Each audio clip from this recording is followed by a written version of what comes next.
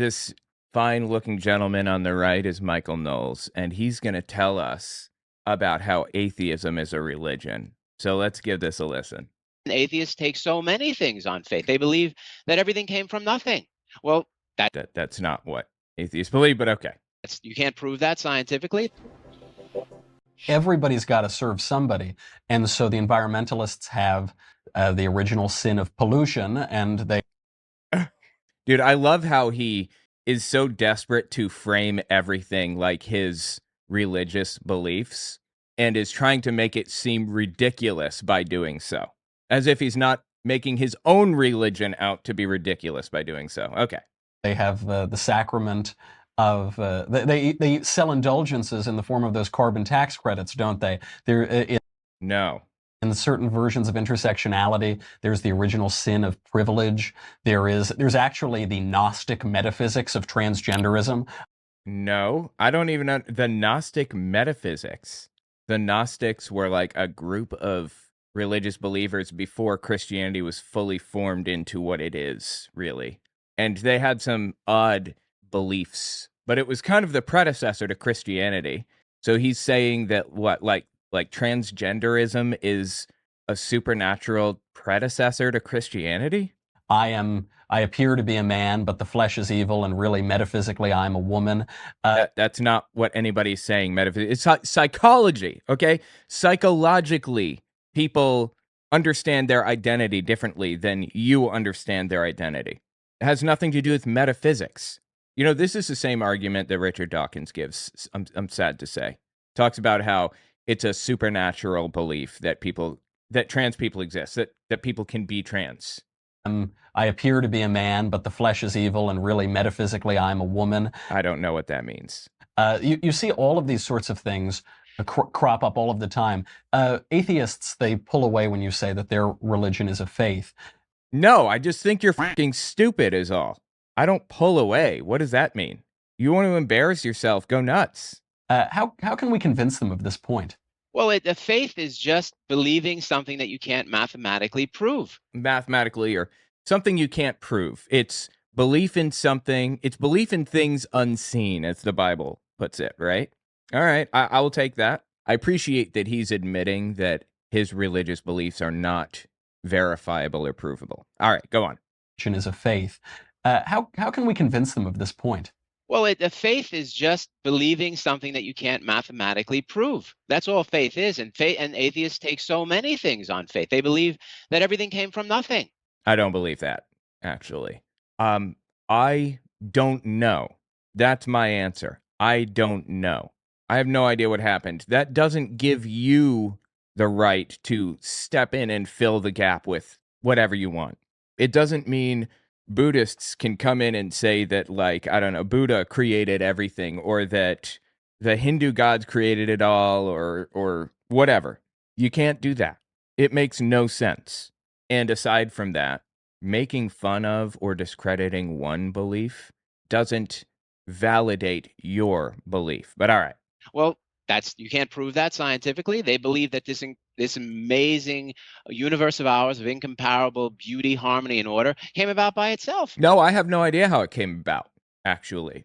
I do have some mathematical and scientific proof about some things. I know roughly when it came into existence, based on microwave background radiation and some other things. But that doesn't mean that your belief is validated, even if he were correct. That's faith. They're trapped into this whole materialist worldview where everything has to do with atoms and molecules. You know, all our hopes and dreams and desires, all our art and culture and history, all our deepest desire for everything that's good and beautiful and true, all that to them is just It's psychology. I mean, all of that is psychology. I don't understand. That has nothing to do with molecules and stuff. Like, what is he talking about? He's trying to invalidate my beliefs or understanding of the world by comparing it to his own, by saying it's so ridiculous that they blah, blah, blah. Bro, you literally believe this stuff. I just finished writing a book titled Was Hitler an Atheist? It talks about religions during the Third Reich and how they work together. Catholics, Jehovah's Witnesses, and Protestants. And I even address the lies told by the evangelical world about Bonhoeffer. It's on Audible and Amazon. Okay, let's continue. Due to the random movement of molecules. That's not science. That's faith. What's more, that's an irrational faith. That's the basis for all superstition. So they have a faith. They must be called out on this point, because this faith that they have has been responsible for more bloodshed and carnage than any system of beliefs the world has ever known. And really, this is really infuriates me when people say this. You know why? Because there's this underlying belief that Hitler was an atheist and he did his things for atheistic reasons. That's not true. He was a Christian. He believed in Christianity, got confirmed as a Catholic, and the whole 9 yards. So I don't want to hear it. In carnage than any system of beliefs the world has ever known. And really in service of the faith. I've always liked the definition that faith is the substance of things hoped for and the evidence of things unseen. And brother, that's not the saying, first of all. Second, that's a Bible quote, and he got it wrong. The substance of things hoped for and the evidence of things unseen. And how better to describe the utopian political goals of the left? The idea that, yeah, you got to crack some eggs to make an omelet. Well, so you're saying it's stupid to have faith then? Is that what you're telling me? You think it's idiotic? Nobody should have faith? I mean, I don't have faith. That's not true. None of this is true. But he's framing it up like faith is a bad thing. Just going to kill a few more million people, but then we'll have world peace. Then we'll have prosperity. Then I have no idea what he's going on about. We'll have equality or tolerance or whatever you say about this. Dude is a joke, okay? He's a joke. He's done a bunch of other stuff with people too. And the Daily Wire has a whole bunch of stuff on atheism. Check this thing out with Kirk Cameron. I don't believe in souls. Could you not believe in souls? You have a soul. It was given to you as a gift from God. It makes up who you are. It must be terrible living a life where you don't believe the soul is a gift. Better than being afraid of death because of an imaginary sky daddy, in my opinion. Okay, I feel like that was cringy. I don't like that term. It bothers me a lot. I don't know why. I guess they played a cringy part intentionally to have like a W at the beginning, okay? Want to take a crack at that one, Kirk? They say the body is a temple, and temples need incense. So they are hurting their bodies by smoking this cigar, doing exactly what the Bible said not to do. But okay. And temples need incense. So my guest today, Mr. Kirk Cameron, suggested that we have a cigar. We're here having nice cigars, reacting to atheist TikToks, and I hope maybe we can shed a little light on some of the errors that they've fallen into. But not for nothing, but don't cigars cause mouth cancer like at a crazy rate? And doesn't the Bible say don't hurt your body or something? Am I on base? Am I close? If you're an atheist, then what happens to you when you die? My plan is to donate anything that's still usable off. This includes my bone marrow, my retinas, my reproductive organs, and my internal organs. My friend used to say, give my body to a necrophiliac. I'm not going to care. That's funny, right? Anything that can't be used as a medical donation, I would like to be put into a biodegradable box as one final act of harm reduction for the environment. That's not what I meant. Oh, you meant my soul. I don't believe in souls. Could you not believe in souls? You have a soul. It was given to you as a gift from God. It makes up who you are. The stuff like that makes me not believe in souls, because no one's ever been able to describe a soul to me that doesn't just sound like my consciousness or my personality, or use vague things like it's a gift that you should cherish. It must be terrible. Bro, this is a good point, actually. Honestly. Living a life where you don't believe the soul is a gift. Better than being afraid of death because of an imaginary sky daddy, in my opinion. Want to take a crack at that one, Kirk? Yeah, that term is super. I'm sorry, that term's cringy. I don't know if you know this or not, but I am a recovering atheist. My God, he always talks about it. I don't even believe he was ever an atheist. I think he just wasn't sure or didn't care, wasn't paying any attention at best. This is a one-way street. Okay, once you realize how absolutely nonsensical all of this is, you don't go back to it. I'm not going back to Jehovah's Witnesses. It's not happening. And so there is a level of empathy that I have for this girl, and my heart goes out to her, because I too used to enjoy my sin so much that I would make up any number of excuses. Oh, please. excuses to deny the existence of God, the soul, enjoy my sin so much that I would make up any number of excuses. Nobody is doing this to enjoy their sin. What an absolutely insane thing to say in the first place. First of all, I'm not enjoying sin. You know who this is for? Christians. That's the only person that this line of rhetoric is benefiting.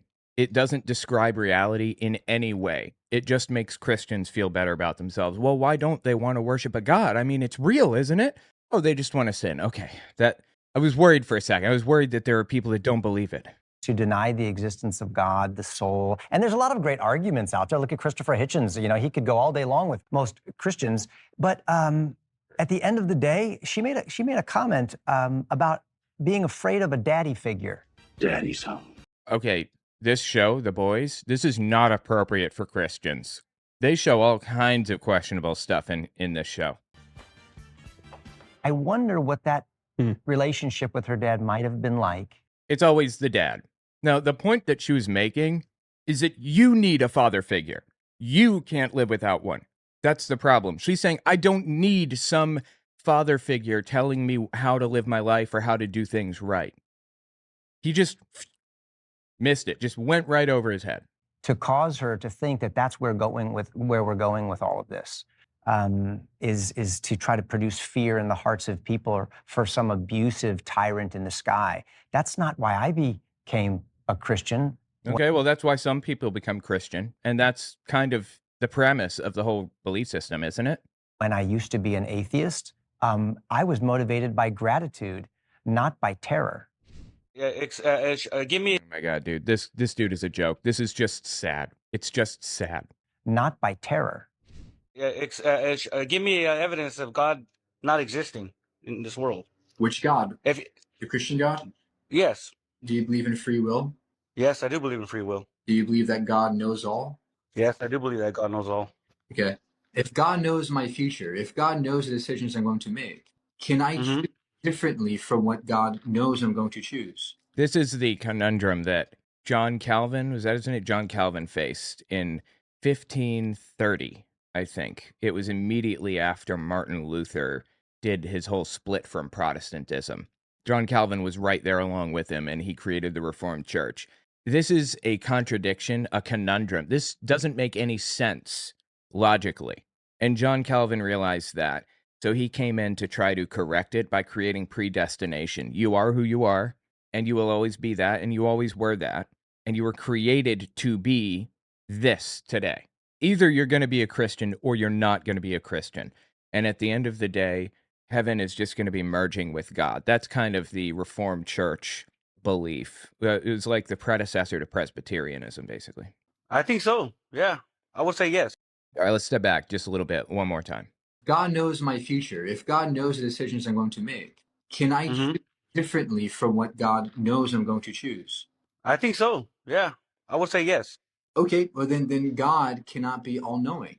For him to be all-knowing, he must know my future. If he can't know my future, he can't be all-knowing. I think we've got to define terms of what we do. I think that the will is actually not free. I think the will is actually in bondage. Free will is a religious concept, not a scientific one. It's not real. We can look at statistics and see that a baby exposed to crack in utero, for example, is going to perform worse on tests. The baby's going to grow up in an environment that's dangerous and destructive. And we can look at statistics and see that people in those situations are most likely to fail rather than to succeed, versus the baby who's born into, a billionaire family who has every opportunity handed to him, like Donald Trump, for example, most likely to succeed, even if they mess up in similar ways as the baby exposed to crack in utero. Everything is handed to them, and they're given every opportunity to come back from whatever problems that they've ever had. So free will really comes down to like a statistic. You can see when people are going to do this thing rather than that thing. It's not as cut and dry as it feels to us. Until it is set free, And so there's some nuancing there that we'd have to talk about. But how I'm able to make real choices, like Oh my God. Wait, I'm sorry. Let me just step back one more time. I just connected with what he said. will is actually not free. I think the will is actually in bondage until it is set free. And so He feels like free will is in bondage until it's set free. Now, how's it set free in his mind? Of course, by worshiping God. That's when you're really free, when you can worship God. Get help, Kirk. there's some nuancing there that we'd have to talk about. But how I'm able to make real choices, like I think I chose to not light my cigar and you chose to light your cigar. Yep. That's true, but in this exact scenario, with this same set of circumstances, 90% of people might choose to light it. 10% might choose not to. This is predictable. We can take a pretty accurate guess at what's going to happen. And if we follow it back and look at the things that have happened in your life, like you don't want to be the first one to do something at a party, like you don't want to be the first one in the pool, for example, or whatever, you can probably narrow it down to figure out exactly why things happened. People's lives are predictable. If you knew the placement of every atom in the universe, you could wind it back to understand the history of everything. That's just how it works. And I think they were real choices that we made. I don't think that we're just mere robots. And yet, at the same time, I believe that God, in his omniscience, knew the future. And somehow those two things coexist. I don't understand it. I don't know how. But that doesn't make me deny one or the other because... Oh, dude, I love it. So he's saying, yeah, I have no idea. I don't have an answer to this question. This question doesn't make any sense within the confines of within the bounds of my faith or whatever. Just admit it. Why didn't you say that at the start? The scriptures say so. And that is my ultimate authority. And then a really simple answer, like a really basic level answer to his question about how God... Yeah, I mean, that was pretty basic. I don't know how you get more basic than that. I have no idea. Kirk had it right. And know what we will do even before we freely choose to do it is just that God is outside of time and space. So if space-time is part of creation, as it manifestly is, I don't think he would deny that. Wait, I thought God was in the sky. What happened to that one? When we went up there and saw there was no God, you had to move him outside of the sky? Then God, the creator, would necessarily be outside of that. And God enters into time and space in the person of our Lord in the fullness of time in the Roman Empire. You know, this is one of the things that Michael Knowles has a tendency to do. I'm going to step back so we'll listen to the whole thing again, but Michael Knowles has a tendency to make a claim and then just build this gigantic argument off of it when it didn't make any sense to begin with. Just listen one more time. Is just that God is outside of time and space. Now, I don't know what that means.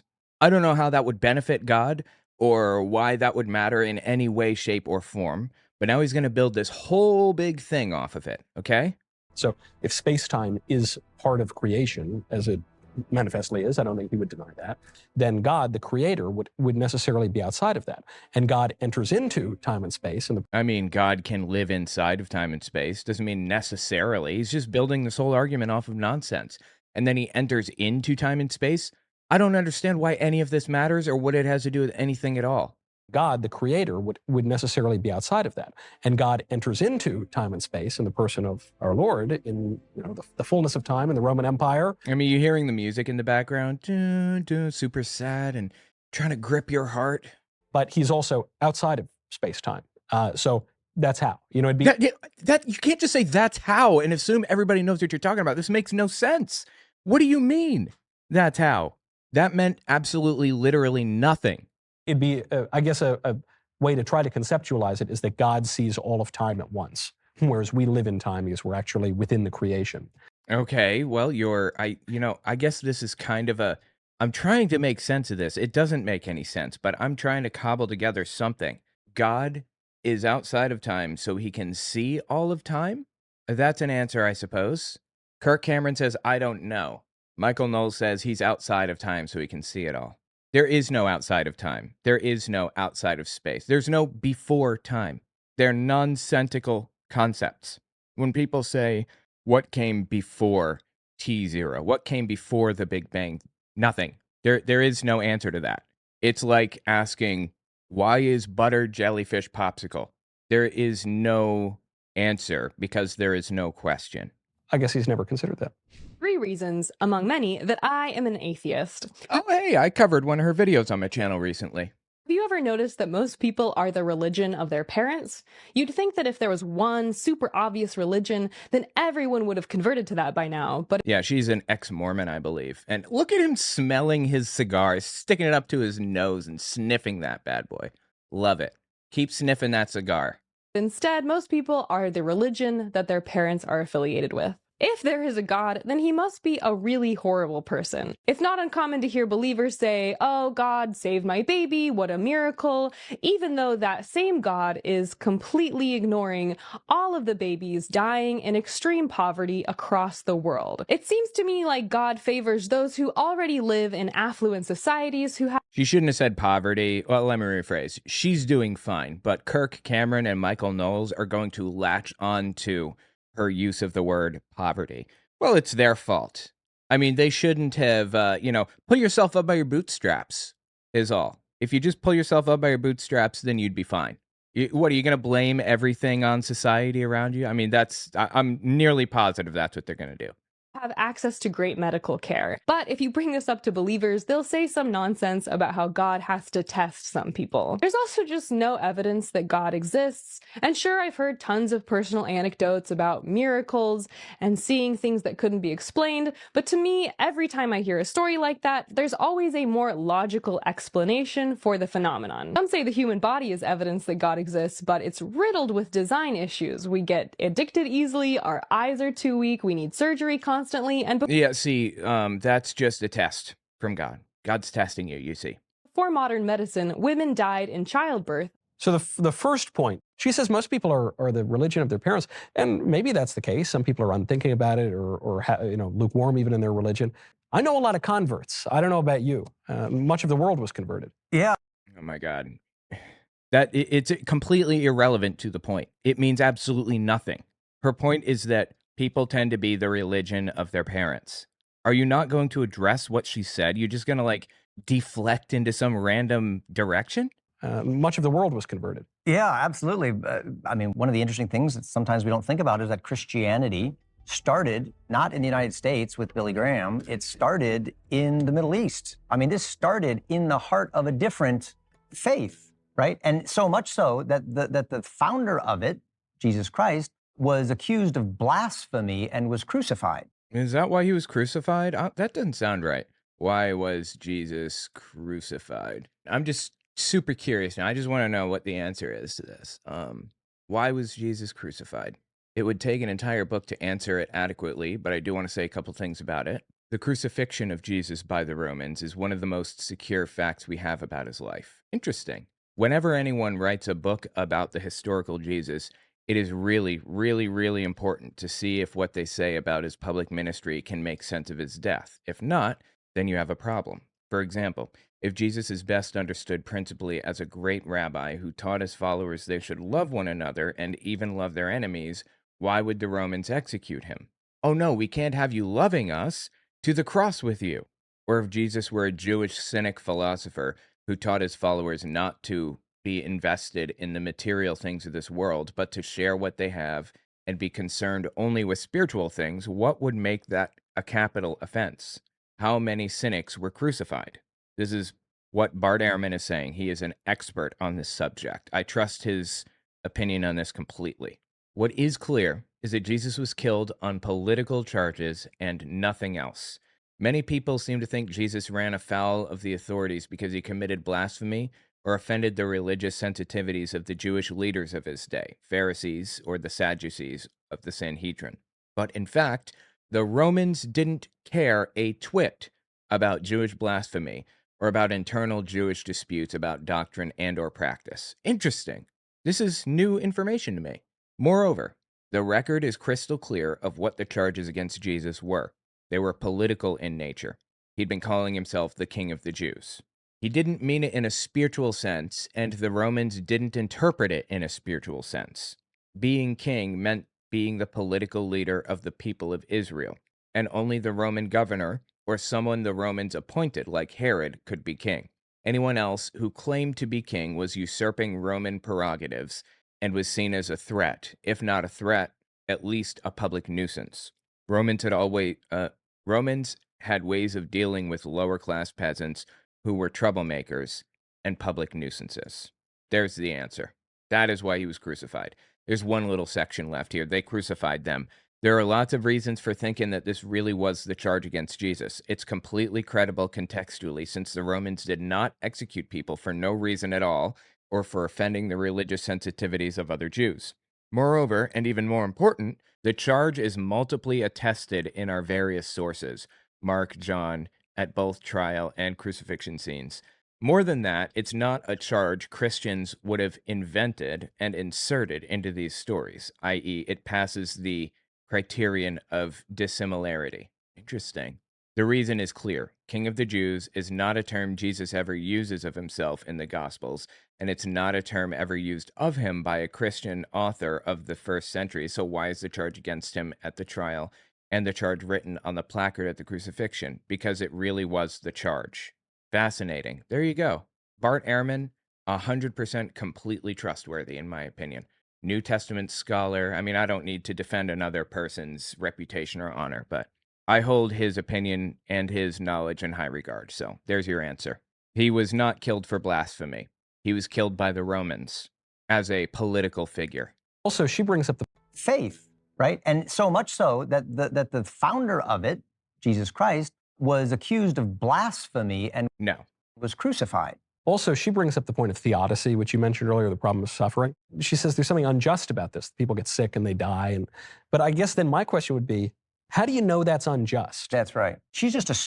How do you know it is unjust for a child to die of starvation, of hunger? How do you know that that is unjust? Are you shitting me right now? The real answer to that is humans kind of became human beings about 100,000 years ago, give or take, depending on where you draw the line. You could take a person from 100,000 years ago and put them into modern society, and they would probably be indistinguishable for the most part. But it's a gradual process. Somewhere along the line in the past million years or so, humans evolved the ability to build models in our head, to create plans with people, for example. It was an evolutionary advantage because, say, 5 people are trying to take down a mammoth, and one of them has a spear and is chasing the other, and 2 more are standing on the other side of this cavern holding a gigantic butterfly net to catch it with. That's building a model in your head. That's making a plan and executing that plan. And it's the basis for empathy. That's where morality came from. Our ability to build models in our heads and put ourselves in those situations. We did not always have that ability. And many other creatures don't. Most others. To my knowledge, no other creature does. I don't know. Maybe. As a result, we're all kind of born with like some degree of innate understanding that certain things are wrong, like killing others. Here's another one. Sleeping with a member of our family. That is innate. That's built into us. But a lot of the other moral kind of beliefs and premises and stuff that we have are learned culturally and carry on through our culture and have for like since day one. Culturally, it's disadvantageous for us to do something divergent from the norm. It's bad for, I don't know, for me to like go out there and start punching somebody in the face or whatever. That's not how you fit into a society well. And as a result, that's viewed as immoral. Now, if you, Kirk Cameron, want to claim that we get our morality from the Bible, then I'm going to assume that you believe that genocide is okay in many circumstances. The Midianites, for example. As Christopher Hitchens says, if there were a Midianite around today, Kirk Cameron would have a moral obligation to kill that person. Like now, he should be seeking out Midianites and put them to the sword, because that's part of the biblical morality. Do you know what else he should be doing? He should kill his children if they're difficult or talk back to him. You know what? Let's take it to the ultimate end. Say your kid gets into drugs and he's ruining his life. Today in society, we say we need to get them into rehab. We need to try to help them.